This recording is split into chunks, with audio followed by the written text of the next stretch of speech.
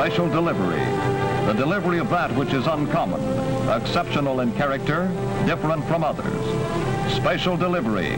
Army Air Forces style is designed for a particular function, but unlike other highly specialized functions, is not limited in range, aims, or purposes. During times of war, air power is war power, as destructive as is necessary to destroy the enemy. But AAF planes, large and small, have more than destructive power. They have constructive power greatly beneficial to the nation. Thus, in times of peace, air power is peace power.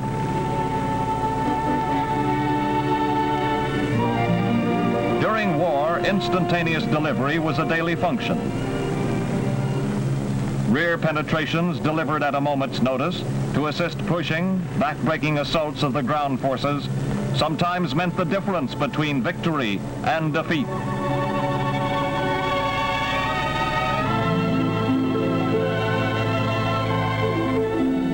But AAF special delivery is not confined to war. Disrupted communications broken by the ravages of nature are immediately replaced, no matter how difficult the terrain. This same airplane was called upon to assist the late General Patton maintain the astounding speed of his history-making drive through Europe. Yet at the same time, in other parts of the world, the C-47 airplane was dropping food and medical supplies to men marooned in impenetrable regions. The size of the aircraft helped, not hindered, the different calls for delivery. A small aircraft could use landing areas impossible for use by larger aircraft. One of the great accomplishments of the little Cub was the ferrying of wounded from isolated outposts. Flying over jungle or water. The long-range hospital planes that gave medical attention as well as transportation to suffering men.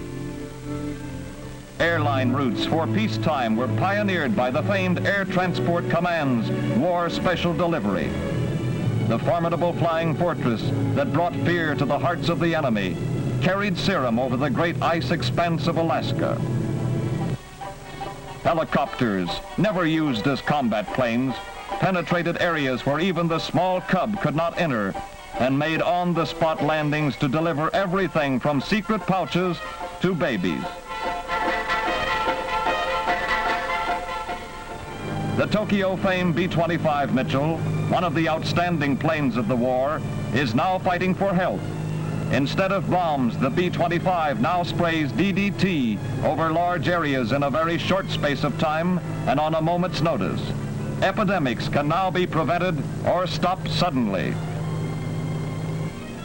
These gliders help to bring the free peace we now enjoy. In the peaceful future, they again will be working for you in various ways, detaching freight gliders along a regular route, just as freight trains now drop off cars at way stations. Your Air Force is continually developing new and more astonishing aircraft. The XF-12, a new photo reconnaissance ship. The XP-84, a new fighter craft with speed and punch.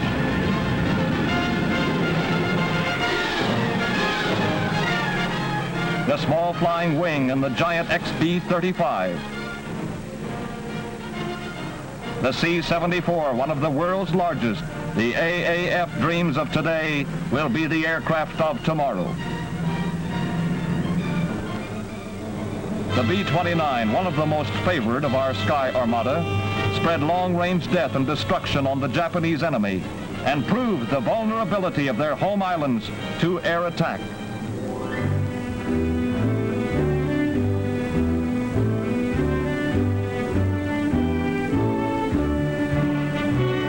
History was made at Hiroshima and Nagasaki when the B-29 dropped the first atom bombs. After the Japs were brought to their knees by this stupendous attack, the B-29 continued its history-making career by flying non-stop from Tokyo to Washington, D.C., accomplishing one of aviation's great feats. Special delivery of America's historic achievements was the destiny of the B-29. for the Army Air Forces next committed the giant B-29 Armada to science. Never before had such a mighty target been assembled beneath a bomb site. 73 ships in a 5-mile area. It was a bombardier's dream target.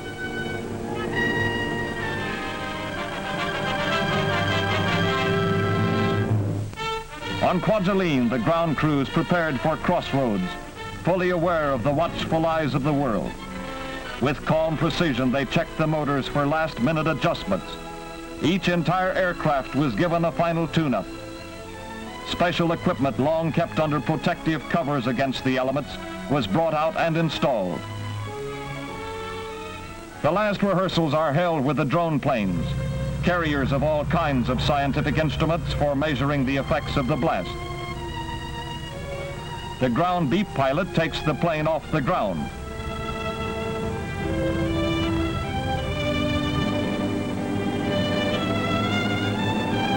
The beep television control in the mothership takes over for the maneuvers. Finally, the drone is turned back to a ground beep control for a perfect landing.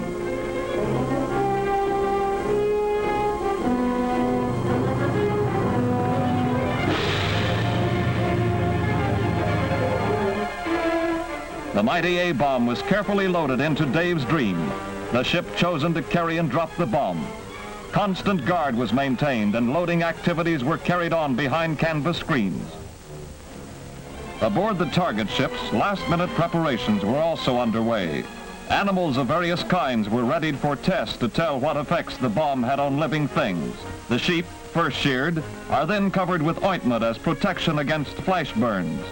The effects of the bomb on these animals, while not conclusive, will furnish many clues as to the effect on human beings.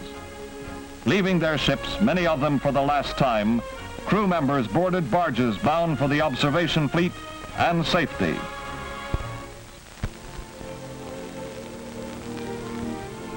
Early morning, July 1st, 1946. Able Day in the Pacific, D-Day of Operation Crossroads. One of the world's largest aircraft, carrying a tiny particle of atomic energy, speeded down the runway for science. AAF special delivery of man's most terrible secret, a delivery timed to the split second. Scientists, statesmen, military men, and John Q. public all over the world had turned their eyes toward Bikini. Many precautions were taken to prevent injury to the personnel. All men of the observation fleet were warned against exposing their eyes to the flash following the burst. To give further protection against flash exposure, black-lensed Air Force gunner's glasses were provided for those whose duty necessitated watching the burst. Youth and years of scientific study combined to test the power of the atom. Young men with war-tempered nerves, steeled in battle, awaited coolly for bomb away. Learned scientists awaited tensely below to study the effects. As the metronome ticked away the eventful seconds, the world in questioning suspense waited. Unspoken was the question, what will happen?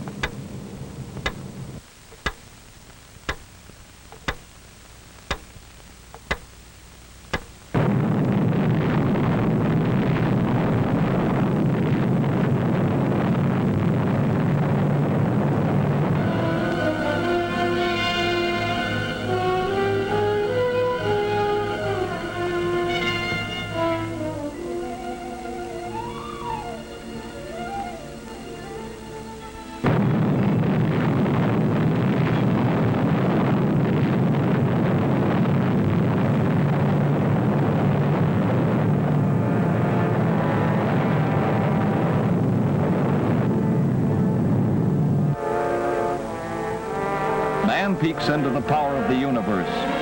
Plutonium, one small particle burst into this staggering energy. Temperature at the explosion center is perhaps 100 million degrees Fahrenheit. The terrific pressure caused winds up to approximately 1,000 miles per hour. The radioactive vapor and debris rose to 5 miles and lasted an hour before dispersing.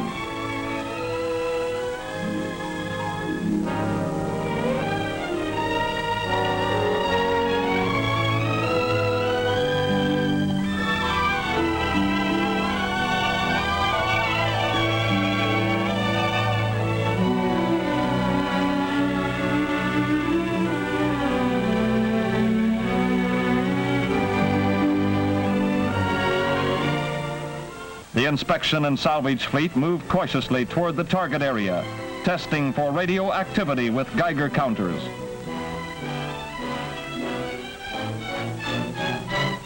Firefighters brought the flames under control, preparing the damaged vessels for boarding and examination.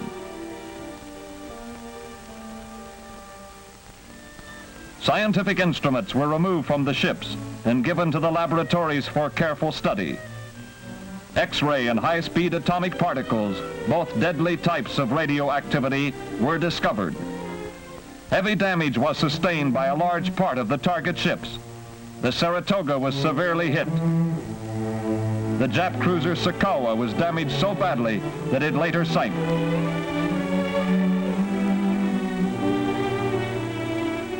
The submarine Skate, with hull intact, was completely smashed topside, and many other ships suffered heavily from the blast.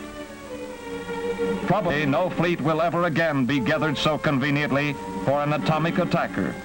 But neither would an aggressor nation use only one bomb. Bikini will answer many questions. The answers will pave the way for more questions.